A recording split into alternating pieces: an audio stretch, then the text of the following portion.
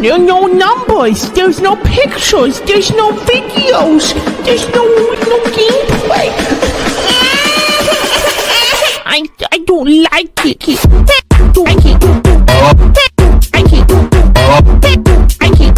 Yo, good morning, good afternoon, good evening. Hope you guys are doing well. Hope everyone's having a good day so far. Today, Freemers, we're going to be getting into some more Palia lore. So, I recently did the new content update for Palia. It's called Vault of the Flames.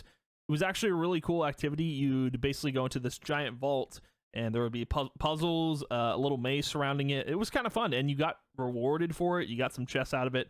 Really cool experience overall, and it was part of the main storyline. So what I want to do today is go over the lore that got added with that. There's about 6 entries in total. We're going to read over it right now. So why don't we just get into it? So starting with weekly update, flow generator division.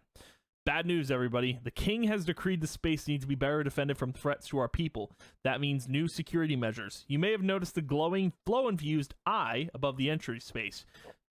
It provides a vision of the room directly to our royal guards so they can respond to any sort of attack. Word has it, the west cooling channels will also be converted in some way.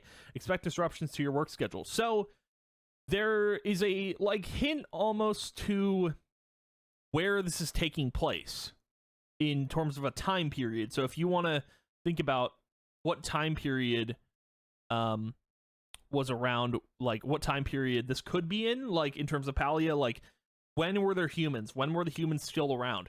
So a couple of keywords here you want to just look at.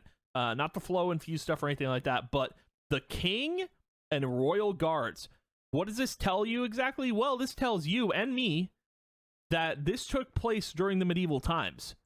That is crazy. So there's not really any idea of when, in terms of medieval times this took place in, but we know it's, the humans disappeared and that was it. So I don't know when this took place. I'm very curious about this though, because it seems like this is when all of this was going on, at least with the Vault of the Flames and all that sort of stuff. The fact that it takes place during the medieval times could be very telling about how the time period was, because I am reading about the medieval times in my own time in real life, which is pretty cool, learning more about it, and it's really interesting. So this is a really cool entry. I think that's awesome that they're including a little medieval stuff into this, but I don't know.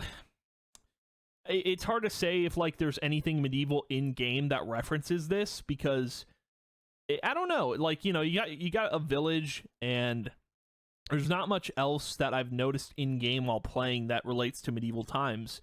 Nothing telling. There's no structures that scream medieval times. There's no castles. There's no kingdoms. So maybe that's something they're going to add in the future to make it make sense. But the Magi market is also kind of a telling thing of it could be relating to medieval times in which the humans were around, But very interesting entry. Anyway, let's keep going. Changing times. I've carved some beautiful things in oddest places before, but this may be the oddest. Murals of a children's tale to be placed flanking a flow generator? With the other changes they're making around here, chances are these will be consumed in a fiery explosion well before anyone can see them. If I didn't know better, I would say the foreman was mad. Fortunately, I know better. So there was Zeki did mention that there's these flow stones that can explode. So, and flow is very dangerous for those who don't know. It's a dangerous material to have, and I feel like the Order is going to get involved. The Order's the High Council or whatever. They're the overseers of what is legal and what is illegal in Palia. They're the government, basically. But they're against flow and they want to outlaw it. So if you find flow, you're carrying an illegal object. I'm just letting you know, but it is kind of interesting that, the Order could be involved in the future story, which I think would be cool. But it seemed like this person was making murals, which I think there was a bunch of murals in the Vault of Flames depicting a Galder and the Kitsu, which the Kitsu is the whole main character of this, sort of. But yeah, let's keep going. Demanding without meaning. Add to the West channels. Remove the West channels. Make a maze out of the West channels. Seems like every day there's a new demand. Do they realize that the Eastern channels cannot possibly bring enough flow down from the aqueduct to sustain the generator's balance? Now they build statues covered in riddles. Preposterous. I might need to have a discussion with the foreman today about returning home. So I'm just like, if we go over these past few entries, I think this is like minus, well, probably this one too, but I think this is all from the perspective of one person. So whoever's working on all this stuff is all from one person. But seems like with this entry, there were a lot of demands to get things done that just couldn't get done. So I think this person's like getting mad about what they're demanding and what's going on, because like this one's like, they're asking me to build murals, and now they're asking me to add west channels, remove west channels, make a maze out of west channels. Like, they're doing a lot here with like how this character's undergoing a lot of stress, and I think it's really cool that they're depicting that, because it's stressful doing all that work. I imagine it would be, but anyway, let's keep going. I'm assuming with this entry though, I think that pretty sure anyway, that this person is building the Vault of Flames, like stuff that you experience in it, like the maze, the puzzles, the riddles, all that sort of stuff. But really cool. Let's keep going. Experiment log, Pyroflow. Experiment 237. I have often wondered about the Pyroflow coursing through the generator. I maintain it every day, and yet I have no idea how it works. Today, I attempted to combine raw flow from the wellspring with pure fire. That is to say, I burned it. It created a similar substance to what I see in the generator. Unfortunately, there was only a short amount of time before that exploded with a mighty force. I need to be more careful. The foreman did not appreciate me showing up with a singed uniform. So this person they went back from all that hard work they were doing, and they wanted to mess around with what they were maintaining every day, which is kind of interesting. They were kind of experimenting a little bit, getting curious about their own materials. Cool. I think we'll just keep going, because it seems like, so 237 experiments, that's a lot. That's a lot of materials. A lot of experiments to be doing. So this person probably experiments on the daily, or at least whenever he can on his days off. So let's keep going. Pieces falling into place. The Kitsu's revival. This may be my best work yet. Such a simple story, and yet it is still moving to see it come to life in front of you. I miss the simpler days when the Kitsu played outside my childhood home, singeing mother's flower bushes. She claimed she hated them, but never really did anything to get rid of them.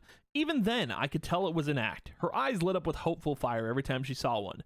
It seems there are less and less Kitsu around these days. Then again, that is part of the reason we are doing this, to give them a chance at a better future, one we may not be a part of. Seeing a Kitsu still reminds me of my mother, even now. I hope in preserving this legacy, I can preserve a small bit of her too. So, okay, this is like pretty much like when they knew that they might not be around anymore. So when before they disappeared. Now it seems like the Kitsu, I don't want to compare this to compare it like directly, but there's a thing called the Great Hunt in Destiny 2. It's when these things that are like dragons called Ahamkara were basically hunted down and gotten rid of because there was too many of them around. They were too powerful. So Guardians hunted all the Ahamkara down. Now in this case, it seems like Kitsu are just disappearing as well as humans, so they probably are. It's probably the same situation, but not the same situation as the Ahamkara thing that I just made a comparison to. But this person, whoever they are, it seems like they were trying to save the Kitsu, or trying to save, trying to preserve everything that he had built or everything he had worked on, which is really cool. I think this. I really wish they would give these character names, because it's super interesting to me to see all this stuff. To see someone's story about what they were doing to be a part of the story, you know. But anyway, let's keep going. Forewarning: the workers here think I do not see how dissatisfied they are with these changes. To their credit, there has been no explanation, nor will there be. It would only stir chaos and sow fear. They think that the danger Pyroflow poses to our people is the most pressing issue at the moment. If only they knew what was coming. The secret that these puzzles hide may be the only thing that can turn the tide. So that's interesting. So I'm wondering, with the story that we're doing now, the main story, I'm wondering if we are working on a way to bring humans back, or bring like more human characters into the fold. That is my theory. That's what I'm thinking is the point of all this. Like, if you go to the I forgot what it's called, the Night Temple, if you go there, there's you have to collect things and basically deposit them into the temple. That makes me wonder if we're going to be bringing back humans at some point, but it also seemed like this whole disappearing thing, when the humans all disappeared, they kept this a secret and basically let people think what they want to think, which is crazy to me. That's wild. But I think that is it for all the lore. So awesome. This is crazy. I'm very excited to see where the story goes. I know this was the main story, and I'm still working on getting those items that need to be deposited into the Night Temple, but this is super, super interesting. I want to know more about the characters they talk about in Palia. I think that's, if I had to give one lore critique, that's something I would want to see. Just give me names to these characters.